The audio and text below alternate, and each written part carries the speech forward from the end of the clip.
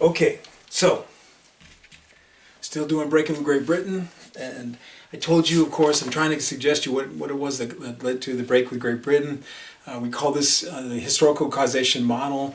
We know that there is an ultimate catastrophic outcome. The outcome is based upon the convergence of a structurally flawed situation. I want to give you some sense of that, of course, telling you that the structural flaws were the strengths of the Americans, virtually self-governing, functional, and that's the essential problem, right? The British so essentially weak in terms of their relationship with their colonies, and then the attitude problems that the British are becoming arrogant, creating the illusion of control, while the Americans are becoming increasingly independent and seeking, of course, not to be interfered with. And the two of these things, of course, are going to lead to ultimately, create a foundation for a potential problem, a latent situation.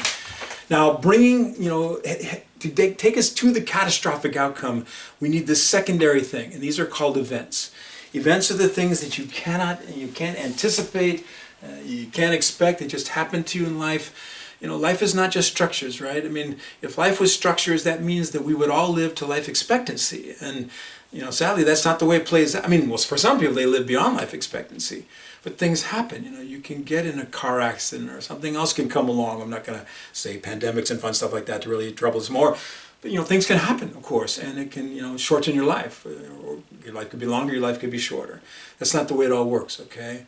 So things just happen to us, and things are going to happen within the colonial relationship which are going to cause some significant difficulties. Now, the thing that will come along that will transform everything as far as colonial America is concerned in terms of being an event is something called the French and Indian War. Now, I first need to just deal with the construct that we see right here. I want you to know that the way historians would deal with wars, this is not the way to do it. This is not the way to present the way a war would be. It's called the French Indian War. Kind of sounds like it's going to be a war between just between the French and the Indians, right? Routinely, that whenever we write about a war or talk about a war, we often talk about the two belligerents. There could be more, but let's just say there's two belligerents. And the way that you would present it is you would present one belligerent with a dash and then the other belligerent. So it's going to be the Mexican-American War, the Spanish-American War, the Franco-Prussian War, the Russo-Japanese War. That's the way you do it. You would never use the "and" as part of that, okay? So what happened was that the Americans just created with their own interesting construct, and they're going to call it the French Indian War. And what they were basically doing was they were simply defining the enemy. So the enemy of this problem were the French and the Indians, so it became known as the French Indian War. I want you to know it was very complicated if you do it, if you wanted to do that dash thing, so it would be the French, Indians, dash, Americans, British, Indian. There was Indian allies on the American side too. And I have to tell you that, so French Indian does make it at least somewhat more simple, but there's even a more simple way of describing this war, which I'll tell you about just a little bit later, okay? And as you can see, the war occurred between 1756 and 1763. Now, the French Indian War, of course, was, well, first of all, I need to tell you this. We call it the watershed event of colonial America. So the concept of a watershed, I'm going to use my board, I hope you guys can see it okay, is simply that it's a geographical concept, So let's just say that there's a peak. I hope you guys can see that okay. I just did a little point there. But there's a peak somewhere in the Rockies. And that peak will represent what we call the Continental Divide. And the Continental Divide is this just kind of backbone of the nation. And if you could imagine that peak, and at some point the peak could actually be that small, right? You could just put your foot on the top of that, you're on the actual peak, that rock is sticking up there. But here's the issue of the watershed. If a raindrop falls 1/2 an inch on this side, so that's the western slope of the Continental Divide, that raindrop will go down and get into the Colorado River and make its way ultimately out to the Gulf of California Pacific Ocean. But if a raindrop falls 1/2 an inch to the other side of the Continental Divide, it's going to go down on the eastern slope, of course, to the Platte, to the Missouri, to the Mississippi, and the Gulf of Mexico and the Atlantic Ocean. So even though the two raindrops were just an inch apart from each other, there will be this extraordinary different destination for the two of them. And what we call that a watershed. So what it means is that everything is significantly different from one side to the other, right? And what we call the French Indian War the watershed event of colonial American history because everything will be so much different from one side to the other. So anyway, let me just give you some sense of the French and Indian War. Now to do this, I'm going to try to use a map, okay? I haven't told you guys much about the French story as far as colonial America is concerned.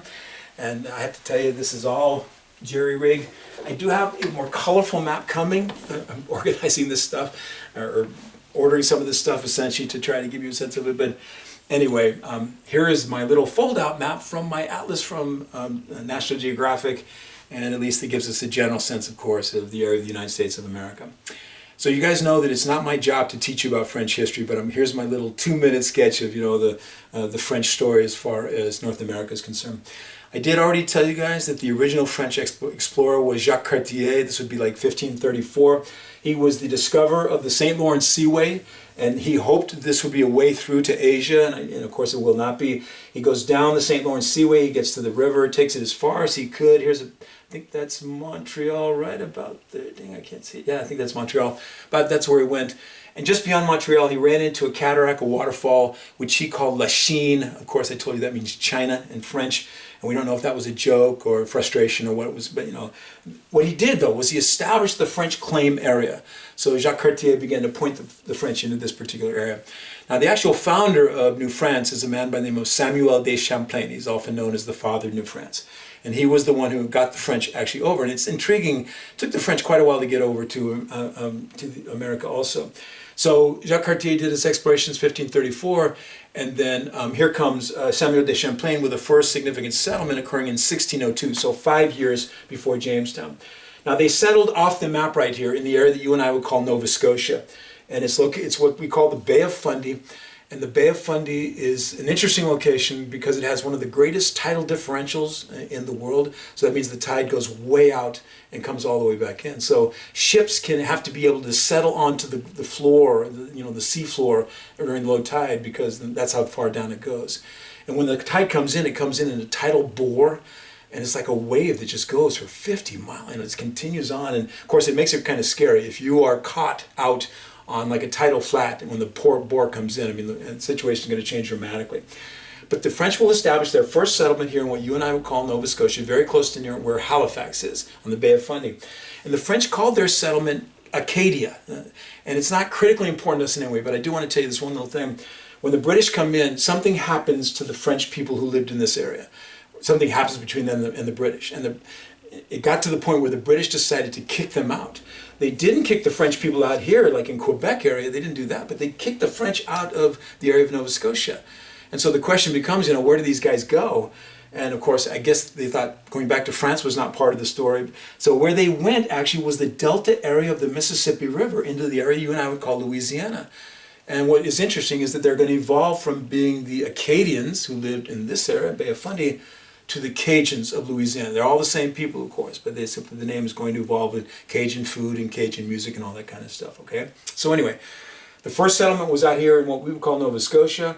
Then in 1608, so 1 year after Jamestown, Samuel de Champlain will establish the settlement here at Quebec. I have a feeling you can't see that. I can barely see it even when I'm this close to it.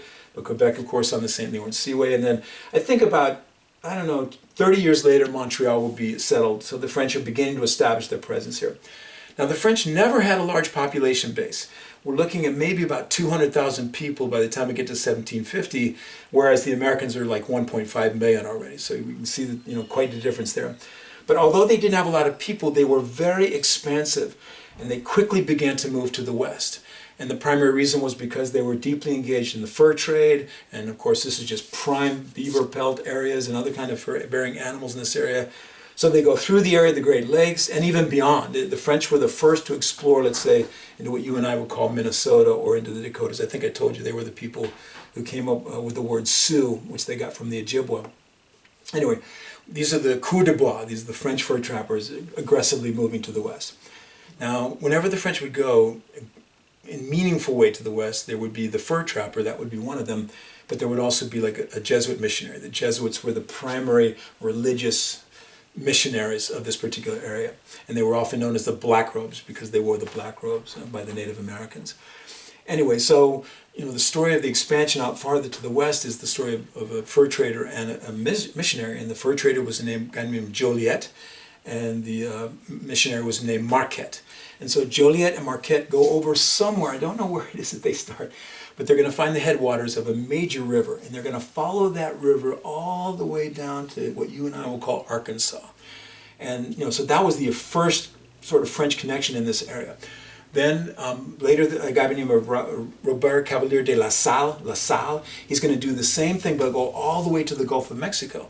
And by doing that, he allowed for the French to lay claim to the entire drainage of the Mississippi River. It's huge, you know. So here's the drainage coming in one way. Here's the drainage coming from the Rocky Mountains. You know, this huge whole area is claimed by the French. And clearly, you know, there's hardly anybody there, of course. Native Americans for sure. But, you know, the French are laying claim to a huge area of the hinterland, the interior of North America. And so the British, the English colonies are developing themselves, but the French are kind of surrounding them in terms of at least their claim area. Now, the French realized that this was somewhat precarious because the Americans had the population base, the Americans were aggressive in this area, the Americans were potentially expansive, so the French worried that they might lose control over this area. So in the 1750s, in an effort to gain a greater control, they began to establish a string of forts that would allow them to kind of control their frontier area. And one of the first ones they did was right here at a place they called Detroit. I don't know if you guys know what that's going to be, but it's the Detroit Tigers and the Detroit Lions and the Detroit Red Wings. So that's going to be our Detroit. They're going to establish another one up here at a place called Michilimackinac, which I always like to say because I can, Michilimackinac. They're going to establish another fort right here at a place they called Saint Louis. So that's like the Saint Louis Cardinals. St. Louis, I always wonder what it was like, you know, to be a French soldier here in the middle of this vast wilderness area, of course, so disconnected from anyone else, basically. But, you know, Saint Louis was established. There's going to be another fort down here at a place called Natchez in Mississippi. And then finally, of course, you know, establishing himself in New Orleans. So creating a kind of string of forts that would give them this protective perimeter. Now, they start with that, but they decide they want to do more. So the second thing they're going to do is they're going to start to build forts up the Ohio. And you guys can see it very well, but this is the Ohio River kind of coming off the Mississippi River. So the first one they established was way down here in what you and I would call Illinois, at a place called Vincennes. And so that was their first fort. But then they went all the way up the Ohio, and they get right to about here. And right there is the convergence of two rivers coming together. From the north, I can't remember if it's from the north, but you know, one of them is the Monongahela, the other one is the Allegheny, and the two come together to create the Ohio River. So right there, two rivers coming together. Now, it's kind of known by the three rivers of the location. One particular manifestation of this is, I'll tell you that in just a minute. Anyway, they decide that they're going to build a fort there. It's a very strategic location, of course, two rivers coming together, and all of these were navigable rivers at that point. They will establish a fort for themselves, and the fort is called Fort Duquesne. I hope you guys can see that. Spelled D-U-Q-U-E-S-N-E. The French are always going to, of course, have their intriguing spellings, but pronounced Fort Duquesne. Now, Fort Duquesne is located in a place that is very much familiar to us. The three rivers are there. In the 1960s, I think late 60s or maybe 70s, they built a multi-purpose stadium there. You guys all know that that was the age of the multi-purpose stadium, and now, of course, we decided that's a bad idea. Every stadium has to be purposed just for its particular sport. But a multi-purpose stadium that simply had glory years through the 1970s, both for their National Football League franchise and for their National League franchise. It was the heyday of the Pittsburgh Pirates, and this was the era of "We Are Family." They would do their famous song, as they did, a little too old for most of you guys. And then, of course, it was Franco Harris, it was the Immaculate Reception, Terry Bradshaw, Mean Joe Green, Jack Ham, etc. This was the age of the Terrible Towel and the Steelers. And so, you know, those were the teams that played in Three Rivers Stadium. Now, I don't know if you know what the city where those teams are from. I'm guessing you do. I'll give you a chance to say it before I say it. Yes, indeed, it is Pittsburgh. And Pittsburgh is located in what particular state? I'll give you a chance to say it before I say it. Yes, it is Pennsylvania. That's absolutely, you guys are just wonderful in all this. Anyway, so, and by the way, have we heard the word Pennsylvania before in our class? I think we have, of course. So when the Americans hear about the establishment of Fort Duquesne and what they perceive, of course, as being part of Pennsylvania, they saw this as an invasion. They perceive it as an invasion. And it becomes then the foundation of conflict, and the conflict, of course, will ultimately lead us to the French-Indian War. Let me get this out of your way, okay? So I want to tell you a little bit about the French-Indian War in terms of just I've already told basic causation, well, here's more of the causation issue. So what happened first was that the Fort Duquesne is going to be built, of course. And when the Americans find out about this, they decide they've got to do something about it. So they decide to send a young, tall Virginian, 6'4", 24 years of age. This was his first major historical activity. He will have so many more as far as America is concerned, of course, becoming a major American historical figure, so famous that I carry his picture in my wallet routinely. Can you guess who he was? 24 years old, from Virginia, tall. Here's your chance to guess. Yes, indeed, it was George Washington. Very good, class. You guys are wonderful in guessing all these things. Anyway, George Washington will lead a militia group of around 200 militiamen, primarily from Virginia, actually, some from Pennsylvania. And their objective was to go out to Fort Duquesne and kick the French out, right? This is an invasion of the American area. The Americans are not going to tolerate that situation. So they go out there, and they didn't really understand the dynamics. The French were hardened frontier warriors. They were with Indian allies, and the reality was that the Americans just get their butt kicked, all right? And there's a moment there where Washington guys are in such difficulty, they create something called Fort Necessity, necessary to sustain ourselves in a very difficult situation. I do want to tell you one little interesting tidbit, a little trivia of this moment. There is some evidence to suggest that the very first shot fired in this, and that first shot will actually kill a French officer, was fired by George Washington. So George Washington may have fired the very first shot that will ultimately lead to the French-Indian War. Anyway, the Americans are sent, back with their tails between their legs, of course, defeated. Now what that does, and I should have given you a date, the fort was founded in 1754, and in 1754, that's when Washington and his men go out there. So that leads in 1755 to the British deciding that they're going to do something about this. So they send a general by the name of Braddock. I think that's right, General Braddock. And Braddock has about 800 regular soldiers with him, and there's going to be about 200 American militia, including George Washington. Washington had to kind of guide them on the way. And they're going to go out and deal with this French fort, this Fort Duquesne. Now the problem was that Braddock decided to take all of the materials of an army with him.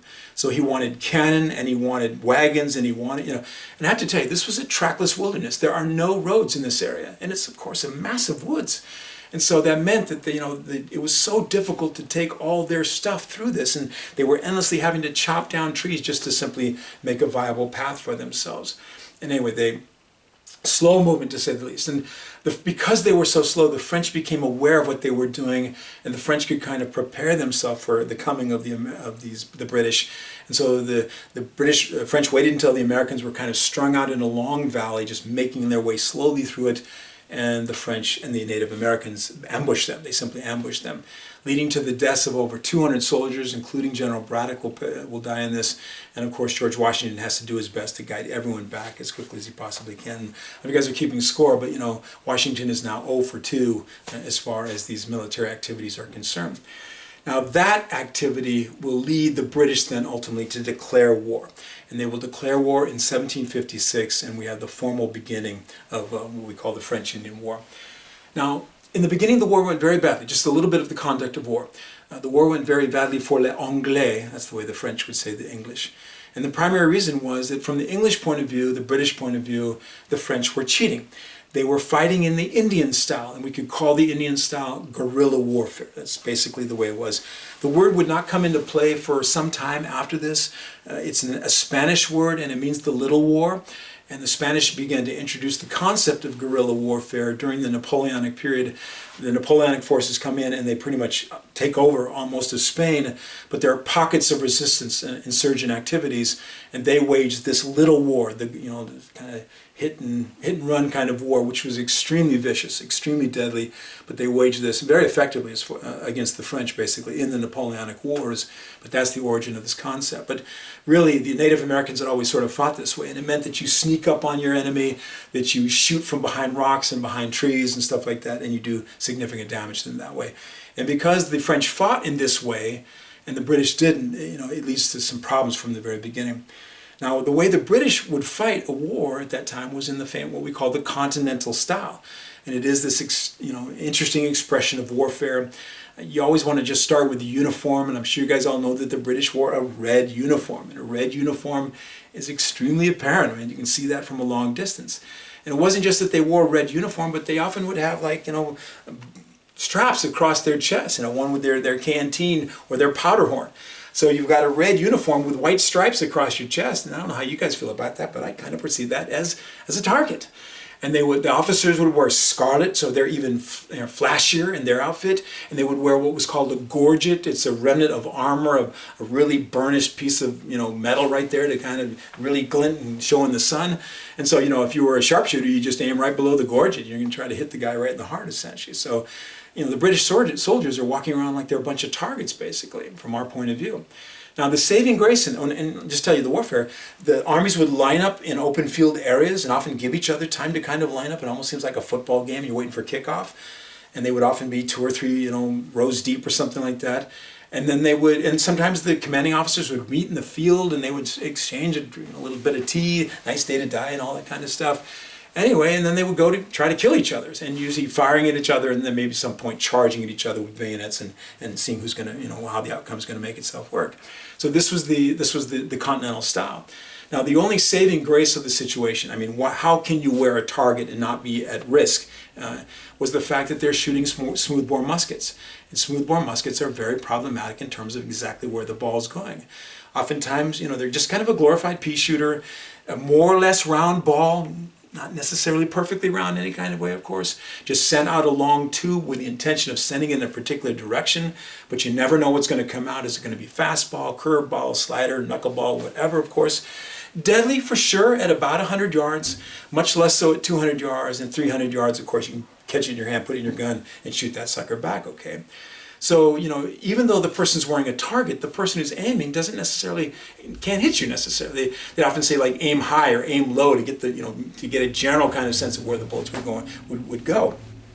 Anyway, and routinely when they pointed their muskets, they'd turn their head to fire because there was a flash in the pan that could come up into their eyes. So, all these things are part of the Continental Style. And and this is the way the British fought, and of course the Native or the Indians and the French were fighting guerrilla warfare. And it shouldn't surprise us, of course, that they might have the edge in terms of this kind of conflict. Fairly soon, though, the French commit to the war. And when the French committed to the war, they're going to send over their regular army, and they're going to find the Continental Style. And when they do this, they're going to really find themselves up against a much superior military force. The British were so much better at this particular style of warfare than the French were, that it will lead ultimately to the British victory. Now, there were basically 3 points of attack as far as this war is concerned. Pull the map in here just for a second to give you kind of a sense of what's going on. The British objective was to do 3 things. And the first thing was to take Fort Duquesne. They had wanted Fort Duquesne, of course, and now they're going to make sure that happens. They sent a colonel by the name of Braddock, who became a famous general of the Revolutionary War period. And he is much more kind of wise to the situation, and he is able to go out there, defeat the French, and take over Fort Duquesne. When the British take over Fort Duquesne, they name it in honor of the Prime Minister of the moment, whose name was William Pitt, and they're going to call it Pittsburgh. Fort Pitt, I should say, which evolved to become Pittsburgh. So that was step number 1. Step number 2 occurs kind of way out here in Cape Breton at the very tip of Nova Scotia. There was a massive fortress there called the Fortress of Louisbourg, and it guarded the entire entrance to the St. Lawrence Seaway area. And a classic, monster fort with 10-foot thick stone walls to bounce the cannonballs off. And the British lay siege to it, and I think it took over 60 days until they finally were able to overcome the fortress of Louisbourg. And what that meant was that they would then have access and control to the St. Lawrence Seaway, pretty much controlling what's going to happen. And so the final effort was a stab into the heart of New France, and the idea was to take the capital of New France, which was Quebec. And when they would take Quebec, of course, that would signal ultimately the defeat as far as the French were concerned. So what I want to do is tell you guys about the Battle of Quebec. And so I'm going to try to use my board here, and I hope you guys can see it. Oh. Hey, my eraser works pretty good. So first of all, I need you to know that this is going to be a potential identification. It is the Battle of Quebec. Battle of Quebec, 1759, the primary battle of the French and Indian War. Now, the Battle of Quebec, for the British, they faced significant obstacles. So I'm going to try to give you a sense of what's going on here. So this is the St. Lawrence Seaway. It's the St. Lawrence River, but it's very big. here's the little edge of Quebec. I was there one time, standing like right here, and I was looking across the St. Lawrence and I go, holy crap, that is just, it was huge. And I'm just a Southern California, not used to really big rivers or anything, but I mean, I was looking at like an ocean-going ship all the way across the river, and it looked really small. The city of Quebec is a highly defensible location, so it's kind of located, kind of a point if you want. This is actually another river coming here, and there's a big waterfall and stuff like that that makes this a difficult kind of access point. The city has a wall around it. The city had a wall around it, and parts of that wall, there are still remnants of it. Right here was a big fortress. It's called the Citadel. The Citadel is just a classic, monumental big fortress with the big guns, of course, and the thick walls and all that kind of stuff. I did not go in the Citadel, but I did have lunch on the lawn up there. It's a nice place to lunch and throw frisbee and stuff. Then this right here is kind of a cliff. So I would describe it as a scramble cliff. So you can get up it, but it'd be tough, and especially going to be tough if you're trying to like move an army or something like that up this particular cliff. Anyway, so to get to the city of Quebec was not an easy kind of thing, right? But the British controlled the St. Lawrence essentially, and the British could begin to make an approach upon it. So they bring their army in, and the army was on the same side of the river, to the northern side of the St. Lawrence as Quebec was.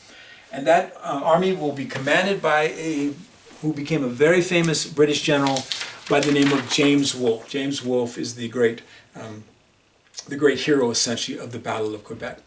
Wolfe was a classic aristocratic British general. I mean, these guys actually bought their commissions. They didn't necessarily, of course, gain them through promotion, but he actually was a very skilled, dynamic individual. I think at this time he's in his mid to late 20s or something like that. A relatively young man, but very keen in terms of tactics and strategy and stuff like that.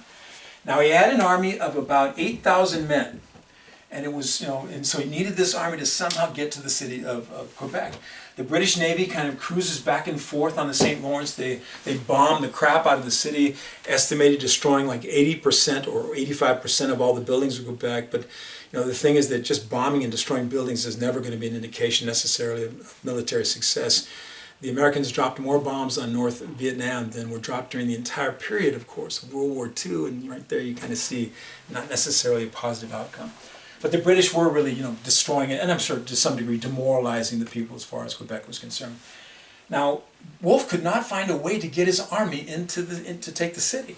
So he decided upon well, first of all, I need to tell you this. The army began to disintegrate, and it was just classic in those days for armies to disintegrate in the field. The problem was basically one of just hygiene, of course. They would drink, wash, and go to the bathroom in the same water. Just, they didn't make this critical sort of separations. So by the time he decided that he had to do something, the army was reduced to about 4,400 men. So the 8,000 was beginning to disappear.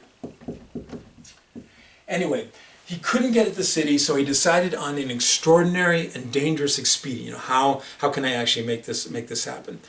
So he got boats from the British Navy, and he loaded up the remnant of his army, about 4,400 men.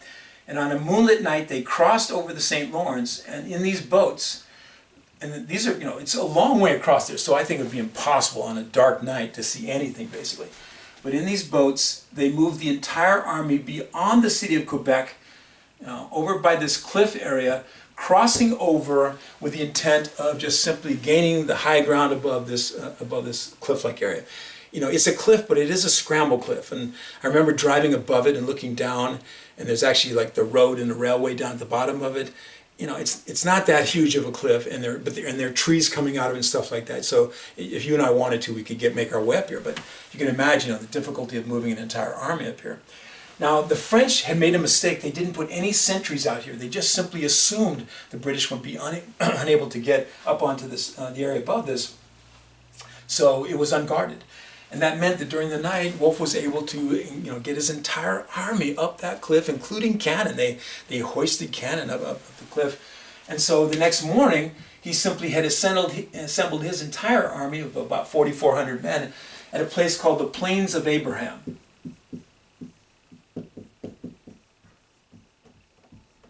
And I'm doubting you guys can see that. I think that actually should be plains as in plain. Don't you miss my writing on the board?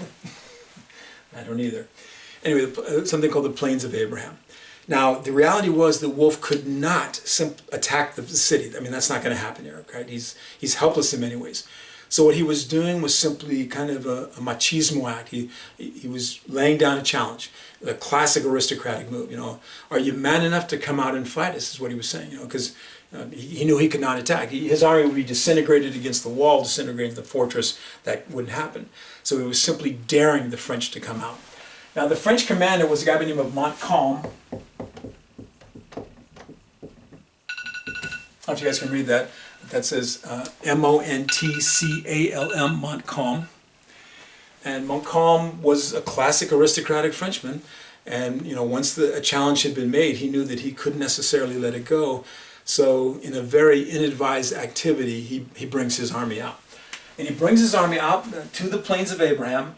And I have to tell you, it's much bigger. He had 16,000 soldiers at his disposal, but many of them were simply militia, and many of them were armed with nothing more than rakes and stuff like that. I mean, you know, sticks and stones basically to fight against what really were hardened, regular British soldiers.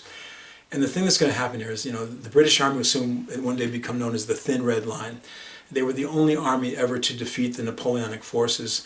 Napoleon would march in these huge columns, and he'd often have super tall guys at the front of it with these big beaver hats. You know, they're like 6'4" already, and it makes them look like they're whatever, you know, 7 feet tall. And they would be marching in columns towards the enemy, and they would chant, "Vive l'Empereur!" He's long live the emperor. "Vive l'Empereur!" And just by their presence, kind of, they would overwhelm essentially, you know, and everyone would kind of run in front of them. But the only army that didn't run were the British. This is the Thin Red Line concept. And what the British did was they simply trained their soldiers to, regardless of what else is happening, to load and fire. You know, these are muskets, and you got to muzzle load them. And they got to a situation, I think there were like 26 or I don't know what it was, 30 individual movements you're supposed to do, where it was just all in their muscle memory, and that's all that they would basically do, is just load these suckers as much as they could. Anyway, they would load their muskets, of course, and they could do it routinely 3 shots in a minute. And I don't know if you guys know, but that's really difficult to load that sucker and all the things you have to go through and shoot that. And then, you know, they would have like a thin red line of maybe 3 deep of soldiers, and they were able to simply concentrate fire. They, you know, one of them would be firing like, I don't know if there's 3, you know, there's 3 a minute and 3 different people, that's 9 shots a minute.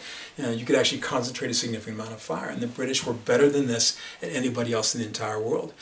And so, you know, when this, you know, you're bringing out a bunch of militia, French militia, against a trained military force, and I'm sure you guys can assume the way this is all going to go, okay?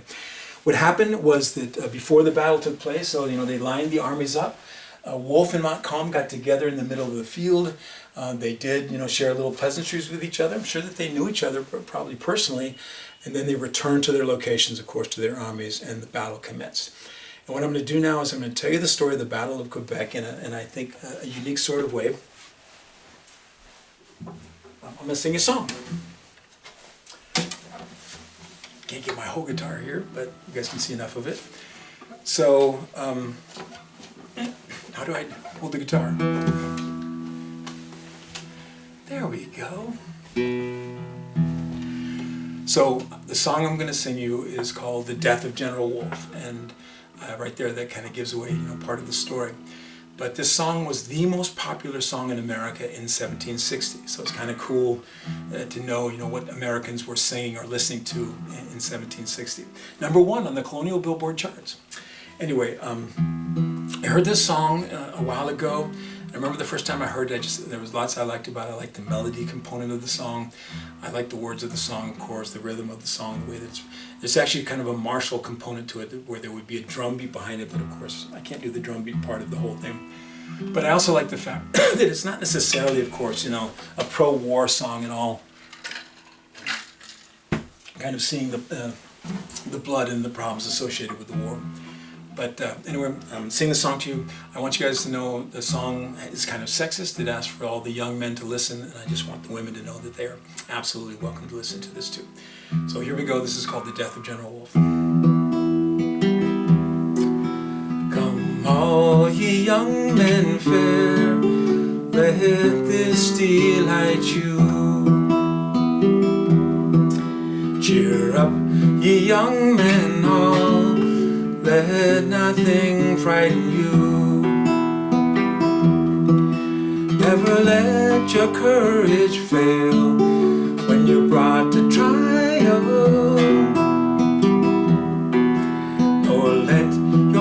see move at the first denial. Then came the scowling youth from across the ocean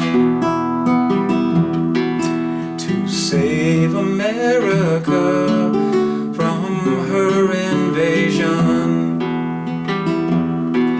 He landed at Quebec with all his party, the city to attack, be brave and hardy. The French drew up their men, for death prepareth.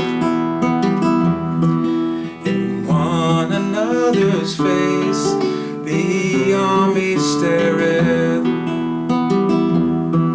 while Wolfe and Montcalm together walking. Between their armies they like brothers talking. Then each man took his post and there retired. This numerous host began to fire. The cannon on both sides did roar like thunder,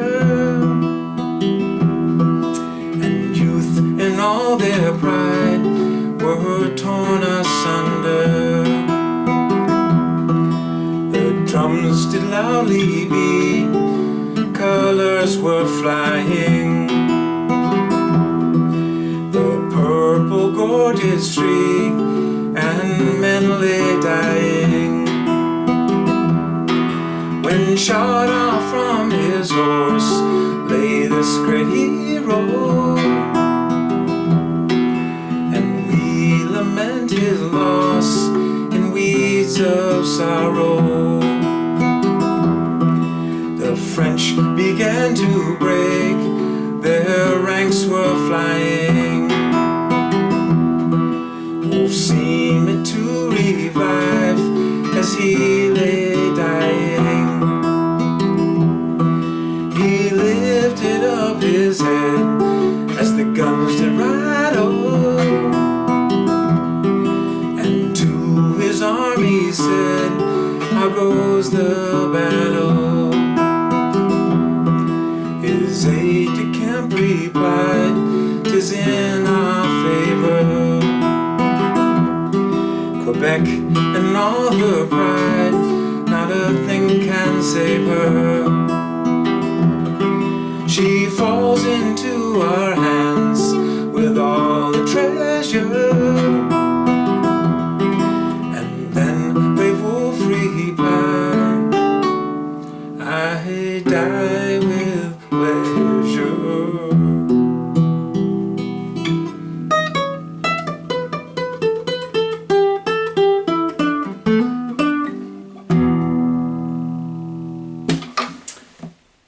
I'm waiting for the applause, and it's not happening. It's okay. Anyway, so I hope that you were listening enough to know that the British won the war, the battle. The whole thing took just about I think it was 5 minutes? Less than 15 minutes. So not a whole lot longer than it took me to sing you the song. Indeed, Montcalm was killed on Wolfe was killed on the battlefield. Montcalm was mortally injured and would die the next day. But the critical thing was, of course, that the British are victorious. They are the victors of the Battle of Quebec, and ultimately that will mean that they are the victors, of course, of the French-Indian War. The war will continue on for a number of years just because of things that I'll highlight for you in just a little bit. But the reality was, with the Battle of Quebec, the French are vanquished, the British are victorious, and most importantly for us, everything is going to change essentially in the relationship between the Americans and the British because of this. And what I want to do next, of course, is tell you about the results, but I'm a little over my time, so I'm going to go ahead and take a break right now.